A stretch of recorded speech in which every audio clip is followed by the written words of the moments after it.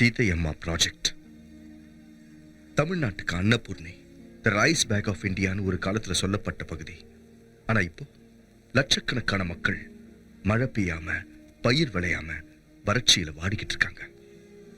எப்பவோ ஒரு தடவை பெய்யுற மழையை மட்டும் நம்பி இருக்கிற இந்த பகுதியை எப்பவும் பச்சை பசேல்னு ஆக்கிறதுக்காகத்தான் இந்த சீதையம்மா ப்ராஜெக்ட். அதை சுத்தி இருக்கிற இந்த மலை மேல பெய்யுற மழையையும் மலையில இருந்து கீழே வர தண்ணியையும் வீணாக்காம இங்க ஒரு டேம் கட்டி இந்த இடத்துல தண்ணியை சேமிச்சு இந்த கால்வாய் வழியா கீழே இருக்கிற கிராமங்களுக்கு தேவையான தண்ணீரை கொடுக்கறது தான் இந்த சீதையம்மா ப்ராஜெக்டுடைய முக்கிய குறிக்கோள். இந்த ப்ராஜெக்ட் பூர்த்தியாச்சுன்னா வறட்சிங்கிறதே காணாம போயிடும். கிரீன் இந்தியா, எல்லாம் பச்சை பசேல்னு இருக்கும்.